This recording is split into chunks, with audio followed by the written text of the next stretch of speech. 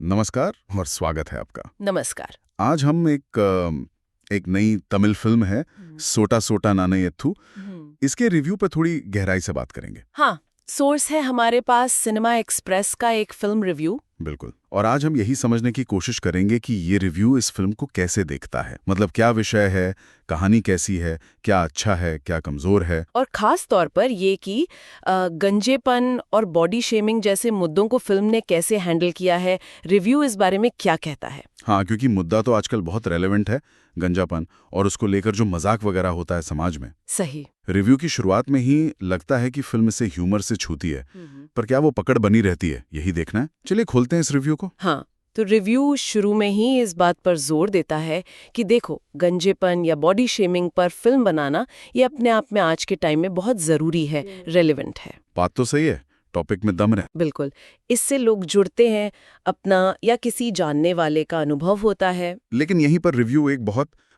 जरूरी सवाल उठाता है कि सिर्फ अच्छा टॉपिक चुनना काफी नहीं है ना। हाँ, बिल्कुल। फिल्म को अपने मैसेज पर टिके रहना होता है, पूरी कहानी में। ऐसा नहीं कि बस एंड में एक मोनोलॉग दे दिया और हो गया। सही पकड़ा। और यहीं इसी पॉइंट पर रिव्यूअर को सोटा सोटा नानेयुत्थु से थोड़ी शिकायत है। वो कहते हैं कि शुरुआत तो अच्छी है, उम्मीद बनती है। हाँ, लगता है कि ह्यूमर और सेंसिटिविटी दोनों साथ चलेंगे। हाँ, लेकिन फिर रिव्यू के हिसाब से इंटरवल के बाद गाड़ी पटरी से उतर जाती है। अच्छा, वो जो मेन आइडिया था वो कहीं पीछे छूट जाता है। ठीक है, तो पहले उस शुरुआती हिस्से की बात करते हैं जिसकी रिव्यू ने तारीफ की है। नायक है राजा, निशांत रूसो ने प्ले किया है, और उसकी प्रॉब्लम है गंजापन, जिससे शादी में दिक्कत आ रही है। रिव्यू कहता है कि ये सेटअप और शुरू का ह्यूमर वो काम करता है। हाँ, और कुछ खास मजेदार पलों का जिक्र भी है, जैसे वो राजा के गंजेपन को उसकी प्रेमिका के हेयर ऑयल ब्रांड स्वर्णमयर से जोड़ने वाला सीन। हाँ, ये इंटरेस्टिंग लगता है। स्वर्णमयर मतलब थंगामुडी, सोने जैसे बाल, और फिर कोई ताना मारता है थंगवे मुडी इल्ला, मतलब यहाँ तो सोने जैसे बाल ही नहीं है। अच्छा, तो ये वर्ड प्ले काम करता है। रिव्यू तो यही कहता है कि इस तरह का ह्यूमर हंसाता है। फिर सहायक किरदार भी है, रोबो शंकर है, मैरिज ब्रोकर बने हैं कुलुक्कल कुमार सेन। हाँ। और केपी राजा है, वो राजा के दोस्त बने हैं रॉकी। रिव्यू कहता है कि इन दोनों ने भी शुरू में कॉमेडी अच्छी की है, माहौल हल्का रखा है। और सेटिंग कराईकुड़ी वाली बात। जी हाँ, कराईकुड़ी के जो पारंपरिक घर हैं उसकी सेटिंग की तारीफ है। कहा गया है कि वो विजुअली अच्छा लगता है, फिल्म को एक वजन देता है। तो कुल मिलाकर शुरू में टॉपिक अच्छा, ह्यूमर ठीक ठाक, सपोर्टिंग एक्टर्स अच्छे और लोकेशन भी बढ़िया। ठीक है, तो ये तो अच्छी बातें हो गई, लेकिन रिव्यू सिर्फ तारीफ तो नहीं कर रहा होगा। शुरू में भी कुछ कमजोरियां बताई हैं, खासकर लॉजिक वाली बात। हाँ, बिल्कुल। और ये छोटी मोटी बातें नहीं है, ऐसी हैं जो कहानी पर सवाल उठाती हैं। जैसे रिव्यू पूछता है कि भाई अगर राजा और उसके माँ बाप शादी न होने से इतने परेशान हैं, तो हेयर ट्रांसप्लांट के बारे में सोचने में इतनी देर क्यों? ये ऑप्शन बहुत बाद में आता है। हाँ, ये बात तो सोचने वाली है, आजकल तो कॉमन है ये। बिल्कुल। और ये भी अजीब लगता है कि माँ बाप उसकी बेरोजगारी से ज्यादा उसके बालों को लेकर टेंशन में है। हाँ, ये थोड़ा उल्टा है।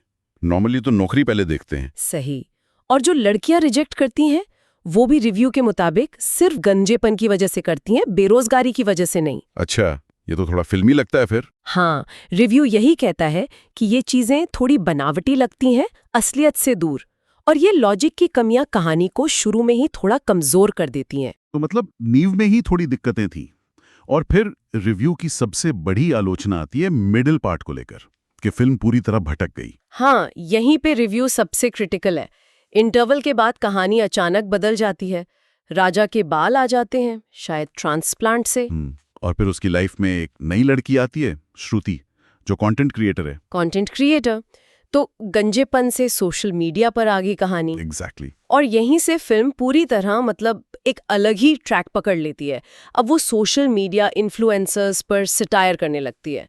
कोई टोमेटो फेस नाम का जिक्र है रिव्यू में। ओह, तो रिव्यू की आपत्ति ये है कि ये सब ठीक है, पर मूल मुद्दे का क्या हुआ? बिल्कुल सही। रिव्यू का मेन पॉइंट यही है कि ये इन्फ्लुएंसर्स वाला सब प्लॉट चाहे कितना भी मजेदार क्यों ना लगे, इस फिल्म में फिट नहीं होता। ये फिल्म को उसके असली मकसद गंजेपन और बॉडी शेमिंग से बहुत दूर ले जाता है। रिव्यू ने एक लाइन लिखी है बड़ी अच्छी, the film loses plot faster than hair. अरे वाह, मतलब बाल झरने से तेज कहानी झड़ गई। हाँ, कुछ ऐसा ही। तो जो मुद्दा लेकर चले थे वो बीच में ही कहीं खो गया।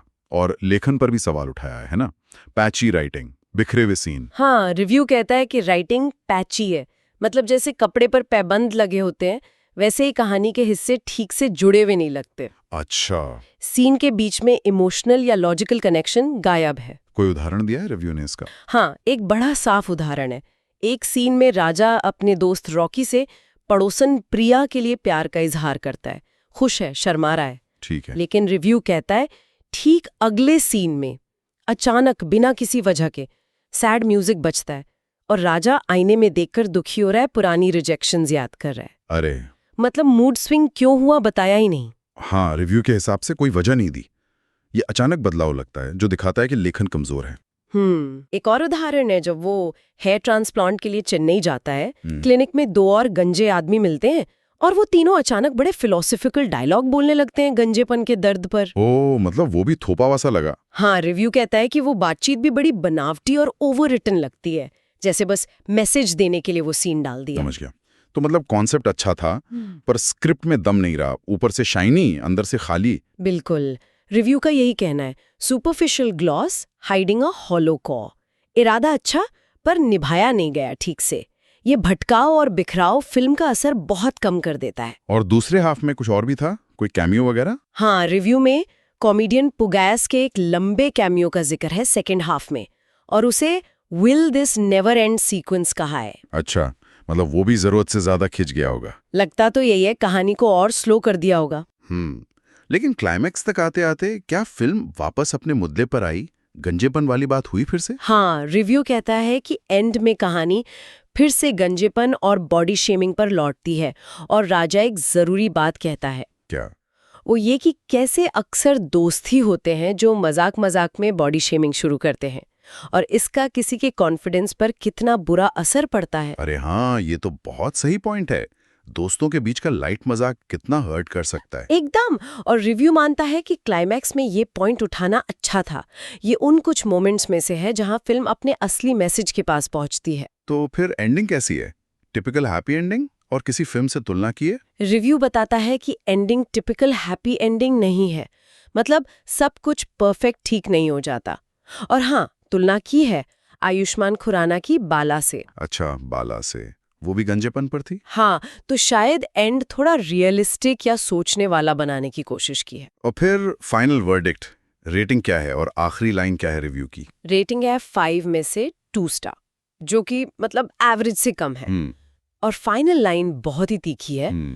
Just like how hair transplant can fix a bald head, no surgery can save a bald script. ओहो, मतलब जैसे हेयर ट्रांसप्लांट सिर ठीक कर सकता है, वैसे कोई सर्जरी स्क्रिप्ट को नहीं बचा सकती। हाँ, सीधा और साफ। तो कुल मिलाकर अगर हम समराइज करें तो रिव्यू ये कह रहा है कि सोटा सोटा नानायो थूफे एक जरूरी टॉपिक उठाती है, शुरुआत अच्छी करती है, ह्यूमर भी काम करता है, लेकिन फिर राइटिंग ढीली पड़ जाती है, फोकस भटक जाता है, लॉजिक में कमी लगती है, सेकंड हाफ में तो बिल्कुल ही अलग ट्रैक पर। हाँ, मुद्दा ही बदल गया जैसे। हालांकि क्लाइमैक्स में कोशिश होती है वापस आने की, पर शायद तब तक देर हो जाती है। तो एक अच्छा इरादा था पर वो पर्दे पर ठीक से उतर नहीं पाया। और यहाँ जो बात सोचने वाली है वो ये कि रिव्यू हाईलाइट करता है कि कैसे कहानी कहते हुए अपने थीम पर टिके रहना कितना मुश्किल हो सकता है, खासकर जब आप बॉडी शेमिंग जैसे सेंसिटिव मुद्दे को ह्यूमर के साथ डील कर रहे हो। हाँ, वो बैलेंस बनाना बहुत ट्रिकी है। बिल्कुल। कहानी बड़ी आसानी से अपने मेन मैसेज से भटक सकती है अगर आप उसमें बहुत सारे फ्लेवर डालने की कोशिश करें, सटायर भी, सब प्लॉट भी, कॉमेडी भी। वो जो असली आत्मा थी वो कहीं खो जाती है। सही कहा। और ये हमें एक सवाल पर छोड़ जाता है जो शायद सुनने वाले भी सोच सकते हैं कि जब कोई फिल्म मेकर किसी सेंसिटिव सोशल इशू पर कॉमेडी या सटायर बनाता है तो उसे किन चीज़ों का ध्यान रखना चाहिए? मतलब वो लाइन कहाँ है कि मजाक ऑफेंसिव ना हो जाए या फिर मैसेज इतना भारी ना हो जाए कि एंटरटेनमेंट ही खत्म हो जाए। हाँ, ये संतुलन साधना ही तो कला है। कैसे कहानी मजेदार भी रहे और अपनी बात भी कह जाए बिना मुद्दे को हल्का किए या भटके हुए, ये वाकई एक बड़ा चैलेंज है।